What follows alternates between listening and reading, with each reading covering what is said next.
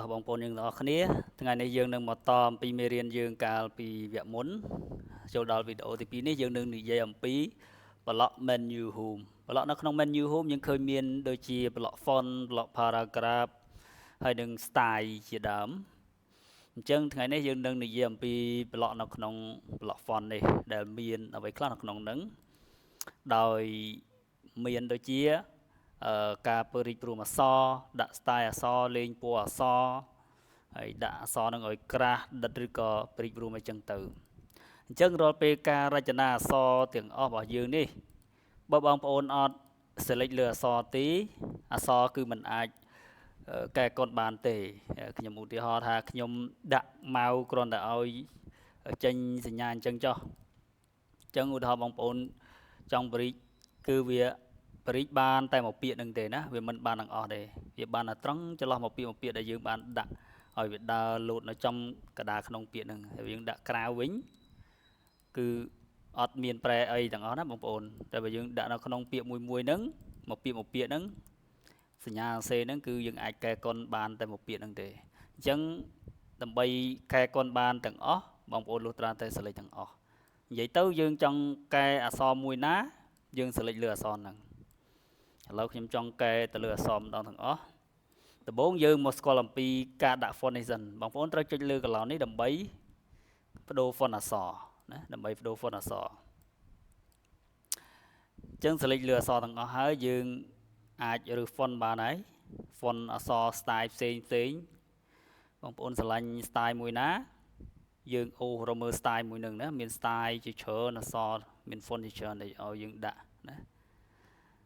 មានចាប់ទីនេះមកអូសមកគឺមានច្រើនទៀតណានៅក្នុងហ្នឹងខ្ញុំបានទៅឡើងមកច្រើន font ឥឡូវឧទាហរណ៍ខ្ញុំ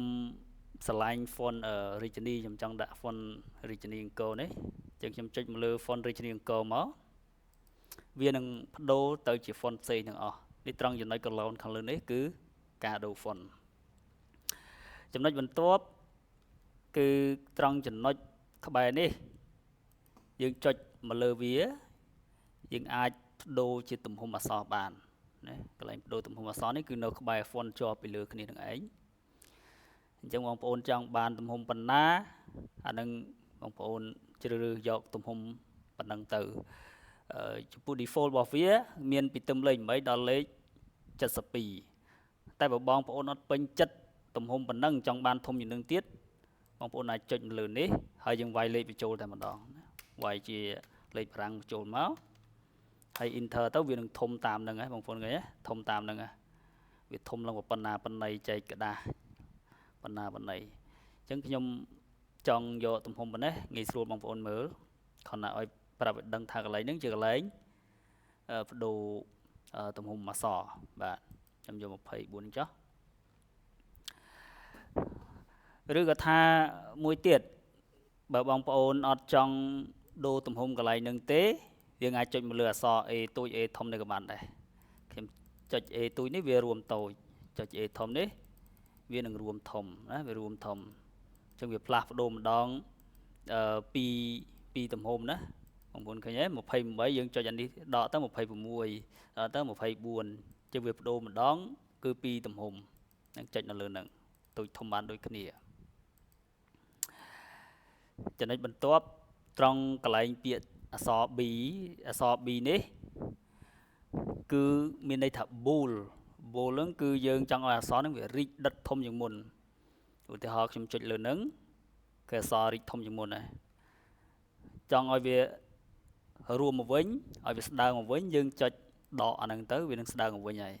ឬបងប្អូនចុចនៅលើ shortcut control បូកនឹងអក្សរ B ក៏វារីករួមដូចគ្នាណា control បូកអក្សរ Bដោះ B ដាក់ B ដោះ B ដាក់ B ដោះ B ដាក់អាហ្នឹងនៅកន្លែងអក្សរ B នេះយកមកដាក់លើវាទៅវានឹងបង្ហាញ shortcut key នៅហ្នឹងហើយត្រង់កន្លែងអក្សរ I មានន័យថា italic នេះពេលយើងចុចលើវាទៅអក្សរវានឹង trade បងប្អូនដាក់អក្សរ trade ហ្នឹងអាចចុច shortcut key ដោយចុច control បូកនឹងអក្សរ I ក៏បានcontrol បូកនឹងអក្សរ I វាទៅដូចគ្នាបន្ទាប់ពីនឹងមកទៀតត្រង់ចំណុចអក្សរ U អក្សរ U នេះគឺ underline ពាក្យពេញ underline មានន័យថាដាក់បន្ទាត់ខាងក្រោមអក្សរអញ្ចឹងពេលដែលបងប្អូនចុចលើវានឹងដាក់បន្ទាត់មួយចុចលើវាមួយដោះលើមួយដាក់លើមួយដោះលើមួយដាក់ឬក៏បងប្អូនចង់ចុចshortcut key ដោយប្រើ control អក្សរ U ណាចុចមួយដាក់ចុចមួយដោះចុចមួយដាក់ចុចមួយដោះត្រង់ចំណុចដាក់បន្ទាត់នេះបងប្អូនចង់លេង style បន្ទាត់ផ្សេងពីនឹងក៏បានដោយចុចនៅលើសញ្ញាព្រួញតូចមួយបងប្អូនចំណាំរាល់ពេលចំណុចណាមួយដែលមានសញ្ញាព្រួញចុះក្រោមគឺបានន័យថាវាមាន style នៅក្នុងប្លុកហ្នឹងប្រភេទហ្នឹងគឺច្រើនទៀតឲ្យយើងជ្រើសរើសហើយបើដូចផ្សេងនៅអត់មានគឺមានតែមួយទេអញ្ចឹងខ្ញុំចុចនៅលើសញ្ញាព្រួញតូចមួយដែលធ្លាក់ចុះក្រោមហ្នឹងហើយអូម៉ៅដាក់មកបងប្អូនយល់ទេអូមកគឺវាដូរ style បន្ទាត់តាមនឹងឲ្យយើងដាក់ណាដូរតាមនឹងឲ្យយើងដាក់ស្រឡាញ់មួយណាដាក់មួយនឹងមកបើបងប្អូនអត់ស្រឡាញ់ទេបងប្អូនអាចចុចមកលើ more underline នេះដើម្បីរើសយកបន្ទាត់ផ្សេងទៀតតាមតម្រូវចិត្តរបស់យើងណាបងប្អូនចង់ដាក់បន្ទាត់ក្រាស់បន្ទាត់ស្ដើងលេង style លេងអីផ្សេងទៀតគឺនៅត្រង់ more underline នឹងឯងហើយបន្តទៀតគឺ underline color បងប្អូនចង់លេង style បន្ទាត់នឹងជាពណ៌ផ្សេងក៏បានឃើញទេពេលដែលខ្ញុំយកមកគឺវានឹងដូរពណ៌ផ្សេងទៅតាមនឹងពេលយើងអូសដាក់លើពណ៌ទៅនេះគឺលេង style លេងពណ៌របស់បន្ទាត់ណាចំពោះពណ៌ទាំងអស់ហ្នឹងបងប្អូនអត់ត្រូវការទេលក្ខណៈថាអត់ពេញចិត្តអាចចុចមកលើពាក្យ more color នេះបានដើម្បីទៅរើសពណ៌តាមតម្រូវចិត្តរបស់បងប្អូនស្រឡាញ់មួយណាដាក់មួយនឹងមកឧទាហរណ៍ខ្ញុំយកហ្នឹងអញ្ចឹងវានឹងបដូរតាមហ្នឹងហើយបាទហ្នឹងបដូរតាមហ្នឹងហើយនេះគឺកន្លែងដាក់បន្ទាត់ឥឡូវខ្ញុំដោះចេញវិញខ្ញុំដោះនេះចេញមួយទៀតខ្ញុំដោះនេះចេញមួយទៀតដាក់ធម្មតាត្រង់ចំណុចបន្ទាប់ចំណុចបន្ទាប់នេះគឺមានអក្សរ A B C នេះហើយមានសញ្ញាពុះកណ្ដាលត្រង់ចំណុចនេះគឺជាការដាក់បន្ទាត់ពុះជុំវិញដាក់បន្ទាត់ពុះជុំវិញណាគេថា stroke draw នេះគឺដាក់បន្ទាត់ពុះនៅចំកណ្ដាលនៃអក្សរបងប្អូនចុចលើវាមកគឺវាពុះចំកណ្ដាលនៃអក្សរហើយចង់ដោះវាចេញចុចលើវាវិញមកគឺវាបាត់វិញហើយត្រង់ចំណុចនេះគឺឲ្យអក្សរហ្នឹងវានៅពីលើឬក៏ពីក្រោមវាតម្រង់វាទៅលើឬក៏ទៅក្រោមទៅអានេះគឺសម្រាប់គេសេ ដូចមានដាក់សញ្ញា style សញ្ញាអីណាបងប្អូននឹងនៅត្រង់ចំណុចហ្នឹងមើលខ្ញុំសេលេចលើ Cambodia នេះខ្ញុំសេលេចលើអក្សរ I មួយមើលហើយចុចអានឹងវាចេញមិនអញ្ចឹងបងប្អូនចុចមកខាងនេះអក្សរ I ហ្នឹងវារត់មកក្រោមចុចមកលេងH ដែលមានលេខ2ពីលើហ្នឹងវានឹងរត់មកកន្លែងដើមវិញណាចុចដោះចុចដាក់ហ្នឹងទៅនឹងត្រង់កន្លែងហ្នឹងប៉ុណ្ណឹងបន្តមកទៀតខ្ញុំចង់លេង style I love Cambodia នេះអញ្ចឹងខ្ញុំចង់លេង style បងប្អូនចុចមកលើកន្លែងពាក្យថា text effects and typography នេះមកអញ្ចឹងវានឹងបដូរ style ឲ្យយើងហើយពេលដែលយើងចុចមកនេះវា load style យើងច្រើនជ្រើសរើសណាខ្ញុំរីកឲ្យធំតិចស្រួលបងប្អូនមើលដាក់ចុះក្រោមតិចឃើញទេវានឹងបដូរ style តាមនឹងឲ្យយើងជ្រើសរើសដាក់ style ពណ៌អក្សរ style បែបណាស្រឡាញ់ style បែបណាឬបែបហ្នឹងមក style ទាំងអស់ហ្នឹងវាប៉ុណ្ណឹងបើបងប្អូនពេញចិត្តអាមួយហ្នឹងចុចលើវាមកណាចុចលើវាមកឥឡូវខ្ញុំចង់ដាក់លេង style ខ្ញុំស្រឡាញ់ប្រទេសកម្ពុជាជាអក្សរខ្មែរនេះលេង style ផ្សេងពីនឹងវិញអញ្ចឹងចុចមកកន្លែង text effect and typography ទៅដល់មករួចហើយវាមានផ្សេងពីនឹងទៀតឲ្យយើងជ្រើសរើសតាមតម្រូវចិត្តដែលយើងចង់លេង style អក្សរអញ្ចឹងណាវាមានផ្សេងពីនឹងទៀតឲ្យយើងជ្រើសរើសតាមការពេញចិត្តរបស់យើងបងប្អូនអត់ពេញចិត្តអាគេដែលមានស្រាប់នឹងមានប្រមាណហ្នឹងទេយើងចុចមករើសខ្លួនឯងកន្លែងនោះមកត្រង់ពាក្យ outline outline នេះគឺបន្ទាត់ព័ទ្ធជុំវិញអក្សរបានន័យថា ដាក់ព